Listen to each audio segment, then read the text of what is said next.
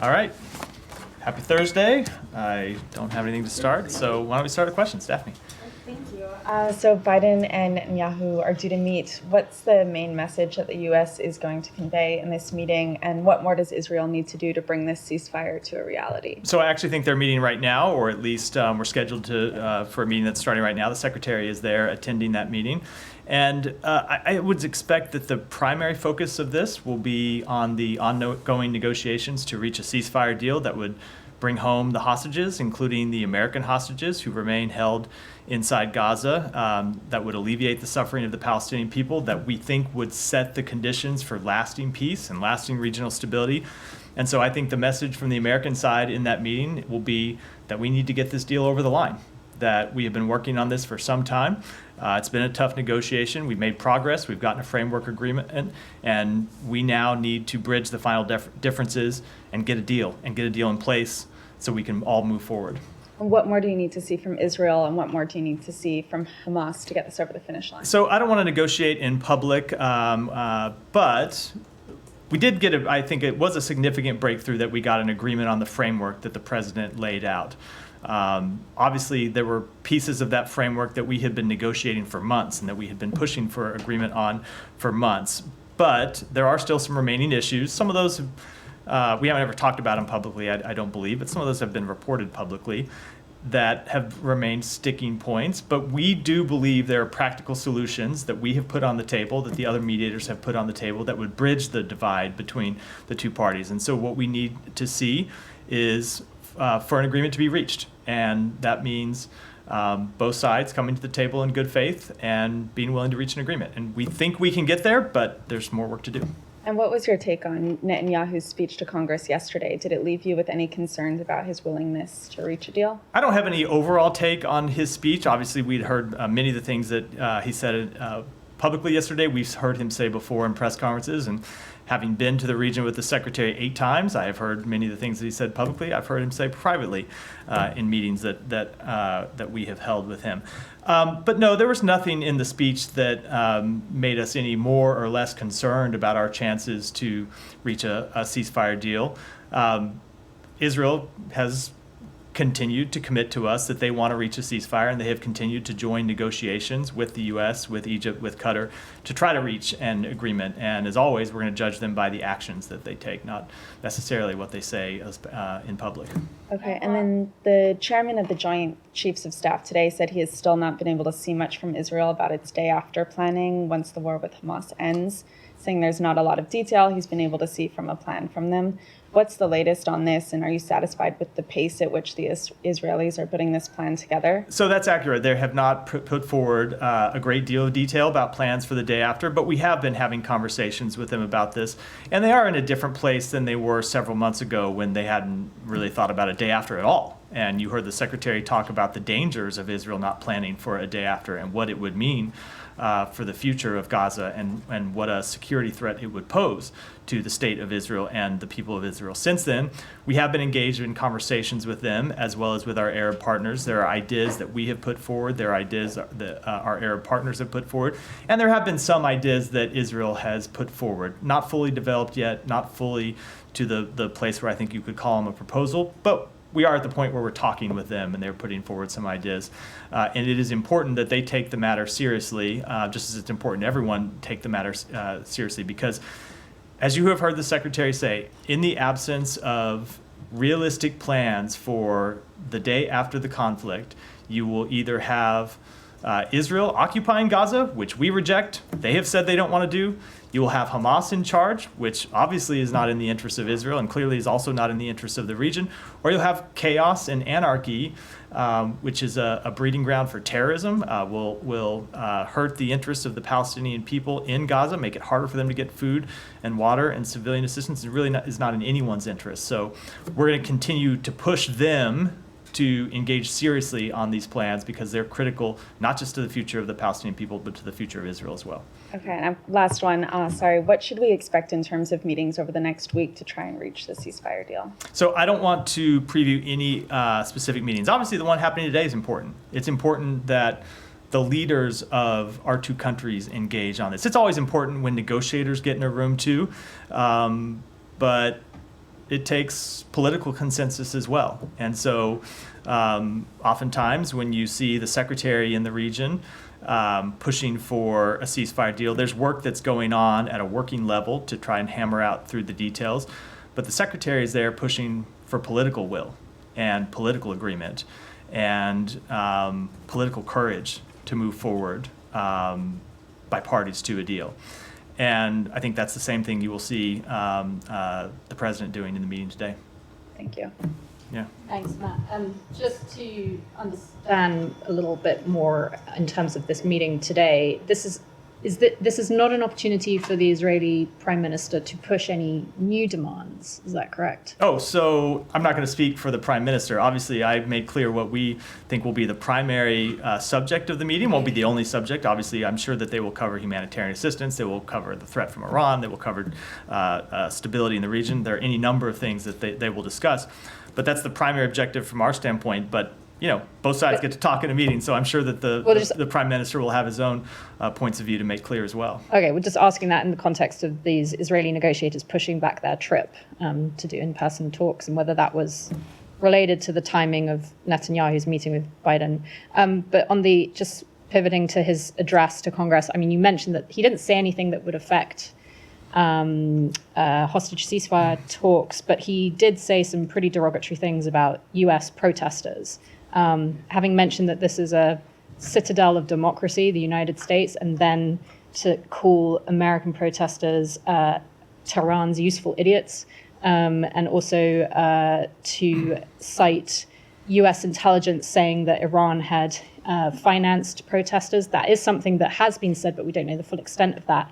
Do you have anything to say in response to the Israeli Prime Minister labeling American protesters in that way, given that this is a substantial part of the voting population in this country? Yeah, let me just speak about protests in general, and including the protests that we saw in Washington yesterday, including the statement that the Director of National Intelligence released. I think it was 2 weeks ago now. So first of all, with respect to her statement, she made very clear in releasing it that the United States, this administration, strongly support the right to protest the actions that our government takes, and that we have seen Iranian support for protests, but that we understand that the vast majority of protesters in America are not taking their orders from Iran, and that most of the people who might have received support from Iran wouldn't even know that that's where it was coming from. So I think we ought to just be very clear about the facts that the Director of National Intelligence made public in that statement she released.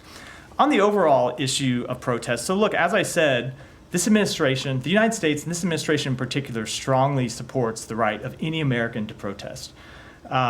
People questioning our government, speaking up, speaking out about the policy choices that we have made. It's part of the healthy democratic process. It actually strengthens the fabric of this nation.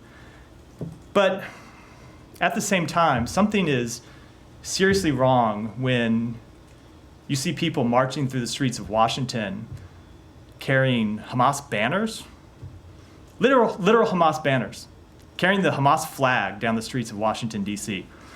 When you see people spray painting on fountains in Washington that Hamas is coming, when you see them displaying signs calling for the death of Jews, when you see them burning American flags, it's despicable.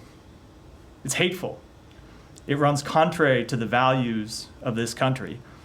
I think especially when you consider what that flag that we saw being burned yesterday stands for. And one of the things it stands for is the right to protest, the right to make your views known, make them known peacefully. It's one of the things that makes this country what it is and what it has been for almost 250 years. So I would say to anyone that is burning an American flag while spray painting pro-Hamas graffiti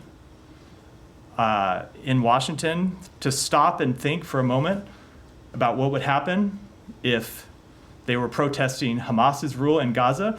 And it's not a question that you have to look very hard for an answer, because we know, because we've seen in the past, when people have protested in Hamas's rule in Gaza, we've seen how Hamas has responded. They responded with brutal crackdowns, with arrests, with violent repression. Fortunately, that is not who we are in this country. That is not who we are going to be in this country.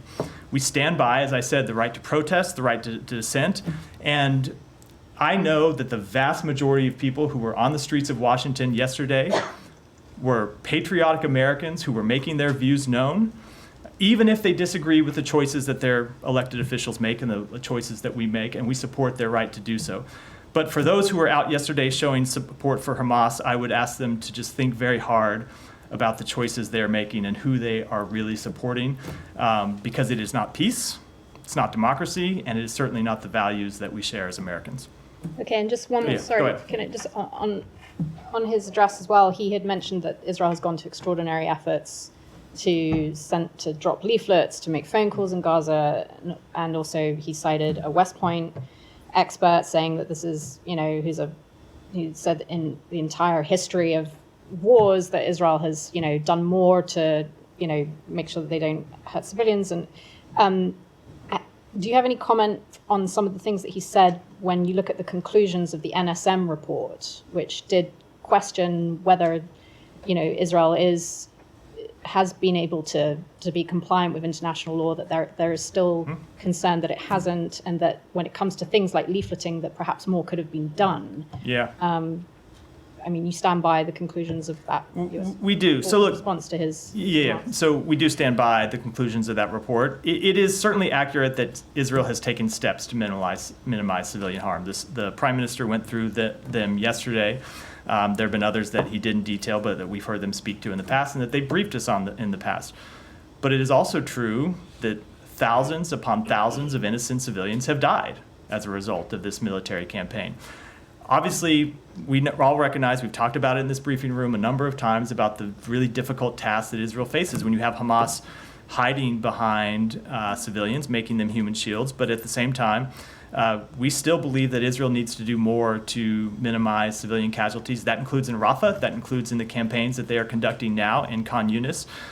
There are innocent civilians who are in harm's way, who had nothing to do with the decision by Hamas to start this war, and probably want to see it end immediately. And Israel needs to take great care to minimize harm to those innocent civilians, because they are in a conflict that they did not start, they did not make, and I suspect in many cases want to end. Saeed, go ahead. Thank you, Matt. Just taking your response to Camilla on the protest and so on. As despicable as the burning of the flag, the American flag is, and it is a despicable act. But it was done during the anti-war movement against Vietnam. It was done, to protest the war on Iraq and so on, and many other times. But it's what you said. You said that they have the right to do that. Correct. And that's really what makes this country different than any other place. Correct. So, and you talked about the patriotism of those people who are protesting. And here's my question: is it appropriate for a foreign leader to come and speak from the Congress, to the raucous applause of those present, about calling those Americans, useful idiots of an animus foreign power, and basically questioning their patriotism and so on? Is it appropriate of him to do that? So I am not going to make assessments about what the Prime Minister said or what he believes. I will speak on behalf of the United States, and I just gave you our views about protests and how we see the connection between protests and the attempts by the Iranian government to influence those protests. And I'll let the Prime Minister speak for himself. Well, do we have any information that Iran has actually financed these protests? We do. In any way? We do. We made that public in the statement that they had supported. Now, again, when I say these protests, I'm not speaking to any one specific protest. And as the Director of National Intelligence made clear, the vast majority of protesters have nothing to do with Iranian influence. That is an important factual thing. But yes, we do have evidence that Iran You have is evidence that they supporting the actually protests. financed some of these protests? Correct. Okay. All right, let me just move on then. I have a couple of other things to ask about. Now, I know you mentioned about the loss of life in Gaza and so on, but the new report, it's just staggering, by Air Wars, and it talks about, how accurate the figures that are being announced by the Ministry of Health in Gaza. And these are horrific figures. Everybody talks about the day after, but really the day now, the present day, is a horrific day. I mean, we're talking about a place that is being subjected to war, where 80% of that space has been destroyed, where a huge number of people have been killed and so on. When you look at it in those kind of percentages and so on, it really is staggering. And how can we go forward looking at this carnage and this, going day in and day out without feeling a sense of urgency to basically say, this is the time to end it? So a few things. One, with respect to the numbers themselves, you've heard us speak to these before, that I think the term I use, I think they're probably directionally accurate, which is not to say they're accurate down to the precise number or what percentage they're off by. And that is due to a number of things. Number one, the way in which the numbers are being assessed has changed over time, where they're no longer releasing the names, which they were, I think, in the first month or 2 or 3 of those who were killed. Second thing is that some percentage of that number, and I think that's unknowable, some percentage of the number that's released are not civilians, are militants, right? And we don't know the exact number. But then it's also true that there are probably, almost certainly, a number of innocent civilians who are buried under the rubble who remain accounted for, who aren't included in that number. So what the actual number is, I think we don't know, but it is far too high.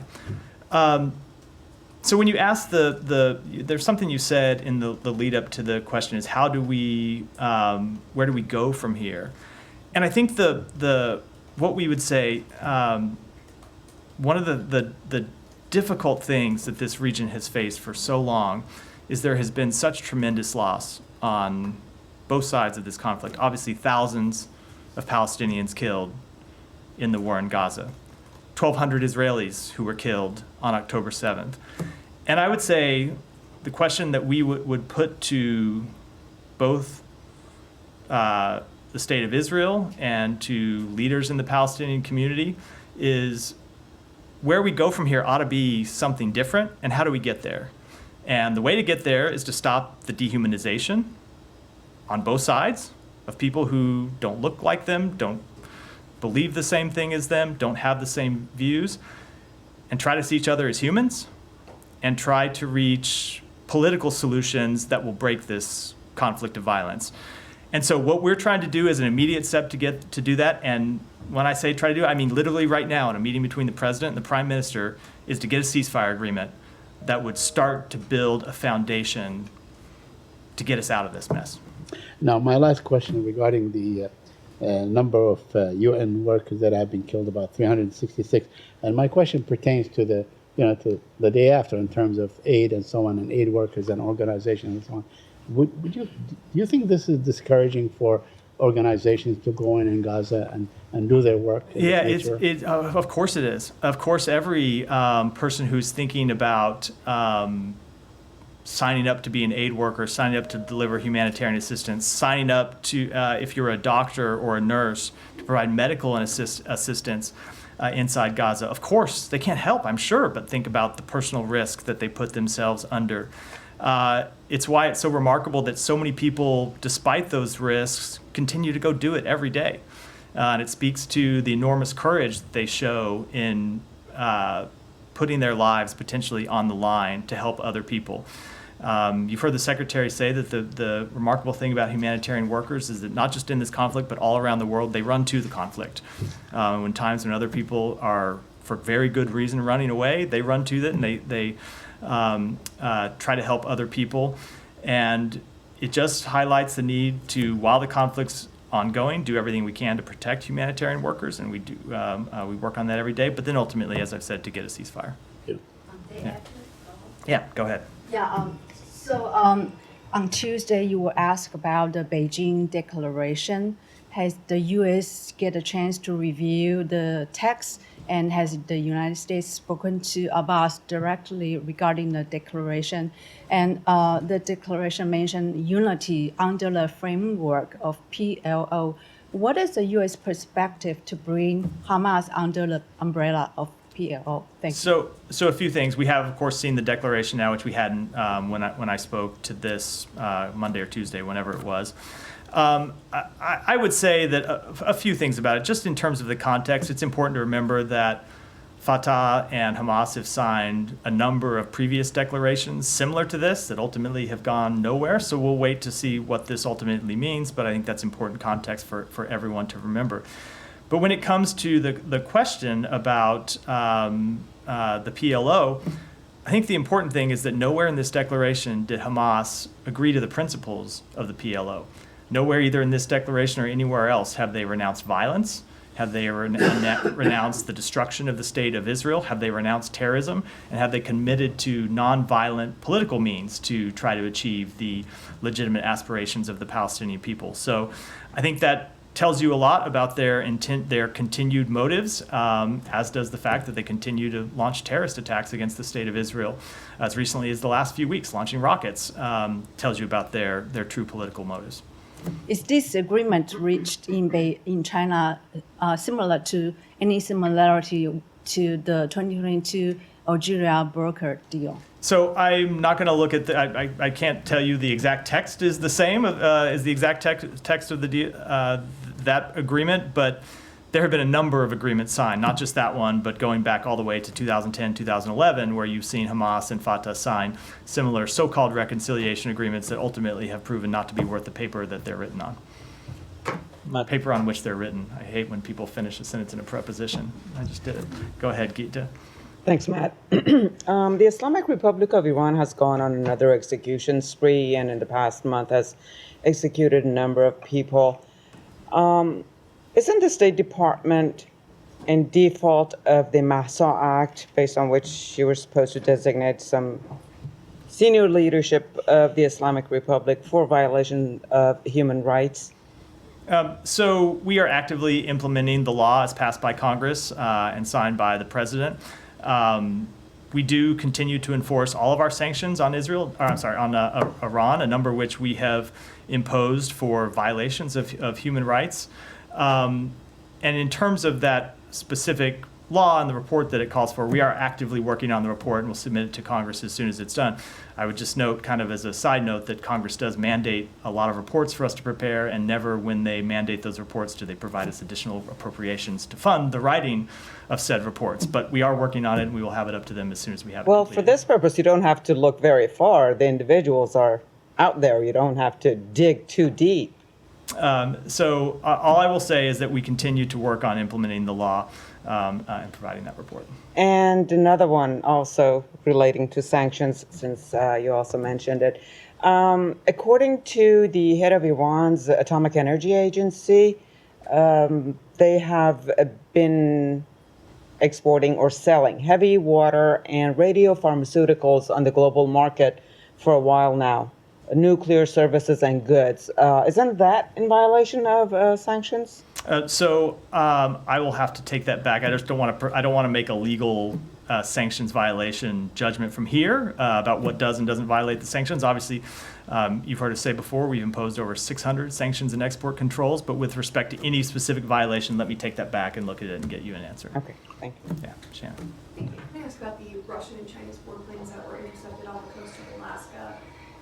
From your perspective, the diplomatic perspective, is it concerning to see this kind of cooperation, and has there been any kind of communication with your Russian or Chinese counterparts? So a few things about that. Number one, with respect to military cooperation between China and Russia, we have said for some time that we're concerned about the relationship between the two countries. We're concerned about the way that China continues to fuel Russia's war against Ukraine by Chinese companies taking steps to rebuild their defense industrial base. When it comes to this specific action, I believe off the coast of Alaska, I will defer to the Pentagon to comment on the details of it, but we did not assess that in any way it's a threat to the security of the United States. And I know you can't preview any actions, but especially with China supporting Russia's war in Ukraine, the Secretary of Defense replied that they're just going to watch and see what happens between those two countries. But is there any kind of consideration of the State Department for further actions? There are a number of things that are under consideration. I will note that we have already imposed over 300 sanctions and export controls on Chinese entities for their support to Russia for the war against Ukraine. We will not hesitate to impose additional measures as necessary. And it's important to remember that this is not just an issue that concerns the United States, and it's certainly not an issue that just impacts the United States. It's a threat to European security. And so we have also been in conversations with our European partners about what actions they might take, and of course they can speak to those. Go ahead. Thank you. Back to Netanyahu's speech yesterday, following up on Said's question on, foreign leader of a country who was speaking in front of American Congress, criticizing American protesters who are mostly, using their freedom of assembly. Do you consider this as an, interference in U.S. domestic affairs? No, it's not it's certainly not. I wouldn't call it interference in domestic affairs. The prime minister has the look. He was invited by Congress. He has the right to come and speak his mind, say what he thinks. But by the same token, we have the right to speak ours, and we'll do that. But what was your reaction when he said this at the American Congress? So I am gonna, as I've always kind of made a rule, not to just reply to specific things that the prime minister says. Ultimately, when we have concerns with him, we often take it up with him privately. But as I said, he is free to say what he wants about protests, and we will say what we believe. And I made clear what the United States believes about protests, which is that every American has the right to peacefully exercise their First Amendment rights. We think it makes our country stronger. At the same time, we do condemn acts of hatred, acts of anti-Semitism, some of which we saw yesterday. Just a quick one more on that. And, on the international side of things, many people around the world were outraged by what we have seen yesterday. Netanyahu, who is accused of war crimes and genocide by international courts, spoke before the U.S. Congress and received, more than 70 applause from U.S. Congress members. Are you aware of this, and have any countries expressed concern about this? So I would say that most, if not all, of the countries that we deal with are quite familiar with the separation of powers in the United States, understand that Congress is an independent branch, and that this invitation was issued by Congress, not by the president or the executive branch. Yeah, go ahead, Michelle. Two questions. First, personally, do you expect a ceasefire agreement soon? I don't want to put any kind of timetable on it, as I've been reluctant to do really since the outset of these discussions. Second, the UAE is more open now on discussing sending troops to Gaza. Do you have an agreement with them and other Arab states to send troops? So the question of how we ensure security in Gaza at the end of a conflict is something that we have been actively discussing with our Arab partners. The Secretary has made this clear during his travels in the region. It has been one of the leading topics of discussion when we've traveled around, and it's been one of the leading topics of discussion, especially with this core Quint group that the Secretary assembled: Egypt, Jordan, Saudi Arabia, the United Arab Emirates, and Qatar.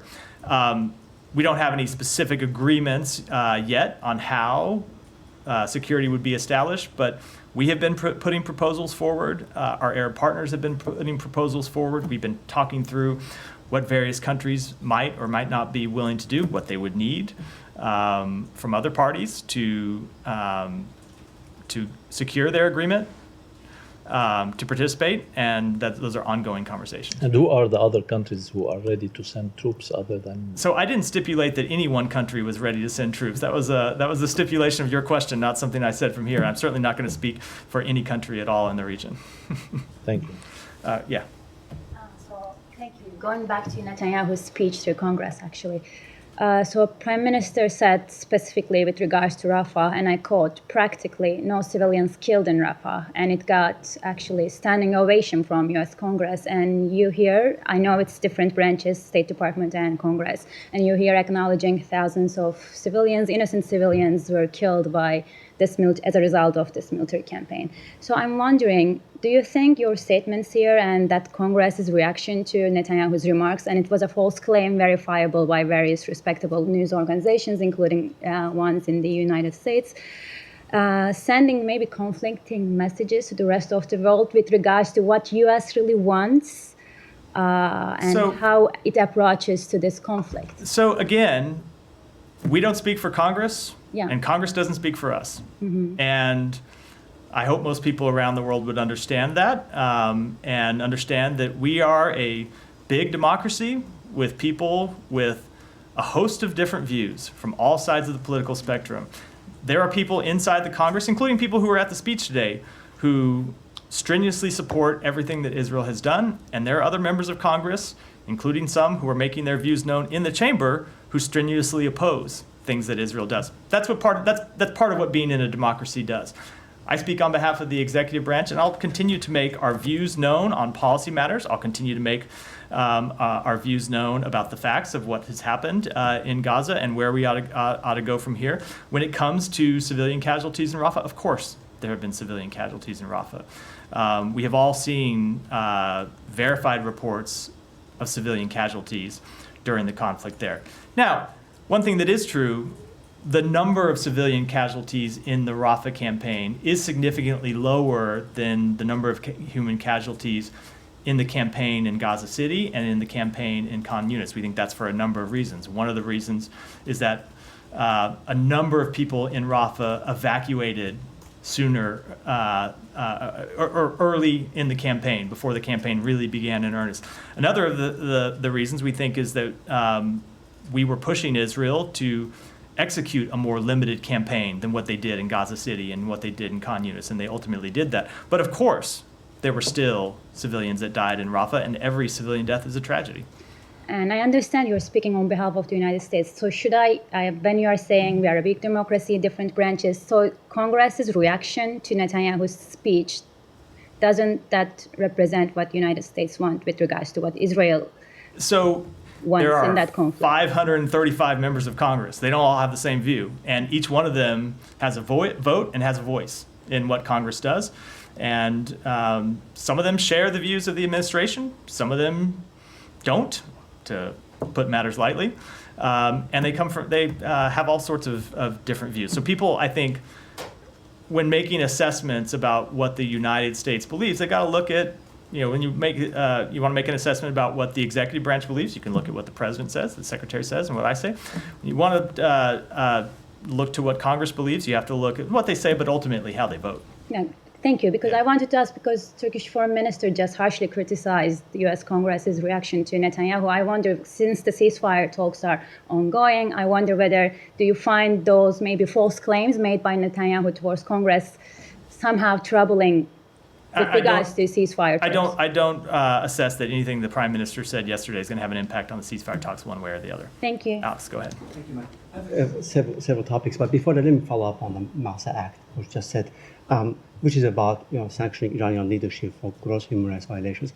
The other day, in response to Michelle's question, in fact, on different occasion, you said that you believe Iranian supreme leader is in charge of decision-making process.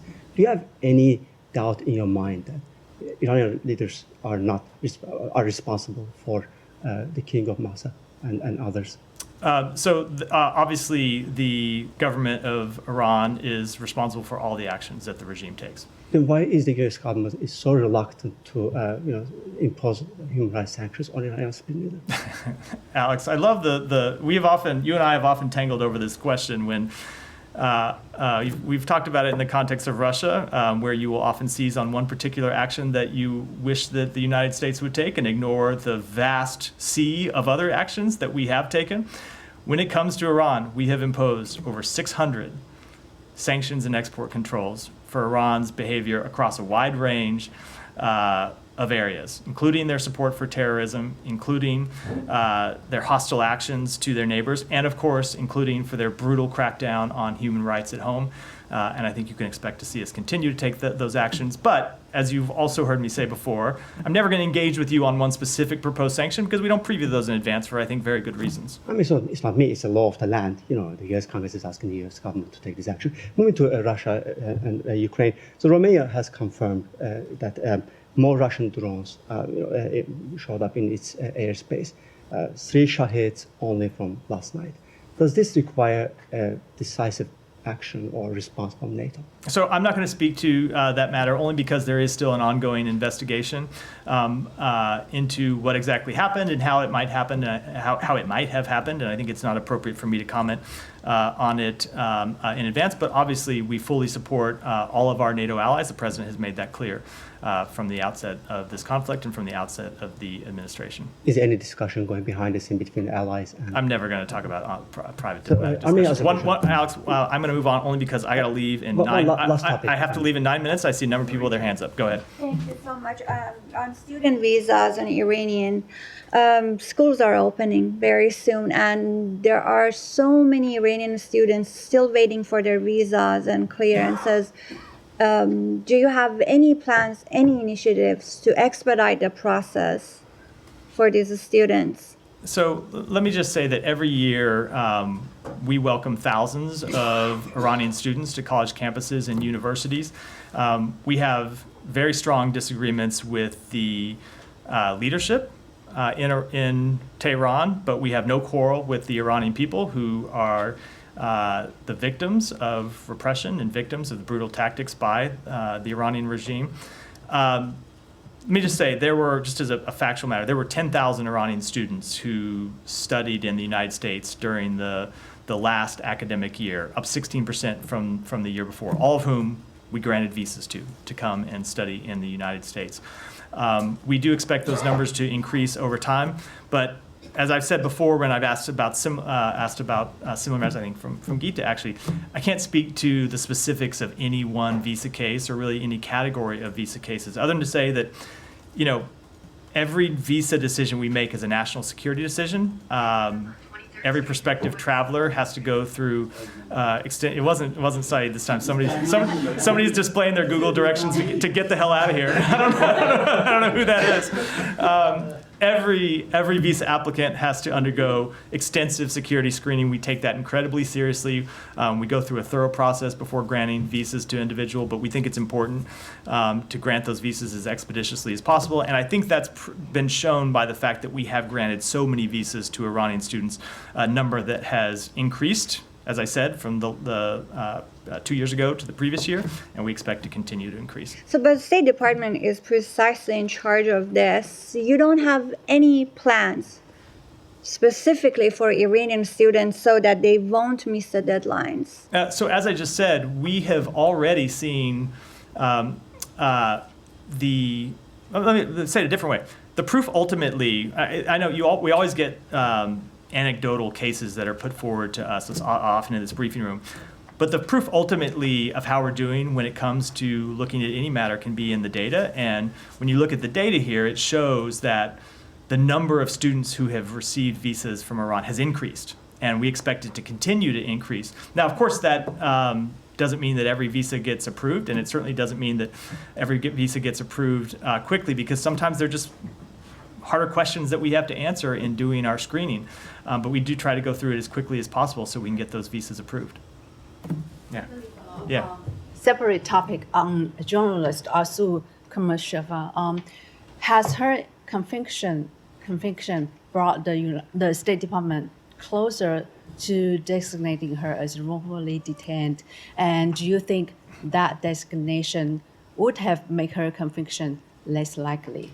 So first of all, it just has not been our experience in watching what Russia does that a wrongful detention determination has any impact on the decisions that they make to charge and ultimately convict people. That's to answer the second part of the question. With respect to the determination itself, all I can say is that's a decision that it's a determination that remains ongoing inside the State Department.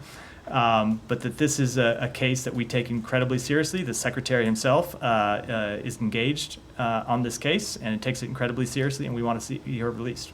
And the second question, quickly, with President Biden saying that he's not seeking re-election, and with the two campaigns to replace him that seems to have different world views, how much should the United States be worried that its international adversaries are taking advantage of the perceived weakness between now and January? So I would certainly, just as a message to any of those adversaries, that if they at all are thinking of taking advantage of the upcoming political transition in the United States, which is still 6 months away, they should think again, and they should be disabused of the notion that we are anything but focused on the national security challenges that the country faces, and that included responding to our adversaries when appropriate. The president has made incredibly clear to the secretary and the rest of the national security team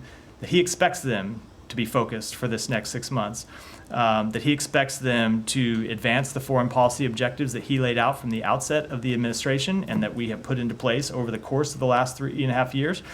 He wants them to continue to try to advance those objectives over the next 6 months, and that he doesn't want anyone to take their eye off the ball at all, and I can guarantee you that we will not. Yeah. On Sudan, the RSF has said it'll participate in the talks in Switzerland in August. Have you gotten any response from the staff? I do not have any update. As far as I'm aware, we have not yet gotten a response from the SAF. Yeah, go ahead. Thank you very much. One on Ukraine and one on Russia. The Ukrainian parliament is preparing to consider a bill prohibiting the Ukrainian Orthodox Church in August. Are you aware of the bill and do you have any comments? I don't have any comment on the bill, no. And my second question is about the new Arctic strategy unveiled on Monday by the Pentagon. The Deputy Secretary of Defense, Kathleen Hicks, said that Russia asserts excessive claims in the Arctic. Do you agree with this assessment? And can you explain maybe why are they excessive? So I would, when it comes to an assessment made by the Pentagon, for any kind of detailed questions about that assessment, I would defer you to the Pentagon, who also holds a daily press briefing or press briefing several times a week, to question in detail. But of course, we agree with the assessment made by the Pentagon. With that, I'm going to wrap for questions because I do have a plane to catch. But before I go, I just wanted to note that next week is the last week of our Director of Press Operations, Jennifer Williams. I'm not going to be here next week to note it because I'm going to be traveling with the Secretary, but I know all of you in the room have gotten to know her and seen what a great service she provides to the department and to her country. Agreed. Truly one of the best public servants I have worked with in my time in government. A real credit to her profession and a real credit to the department. And I'm going to miss working with you very much, but I certainly wish you well in your next assignment. I know you will continue to make us all proud. So thank you. With that, thanks everyone.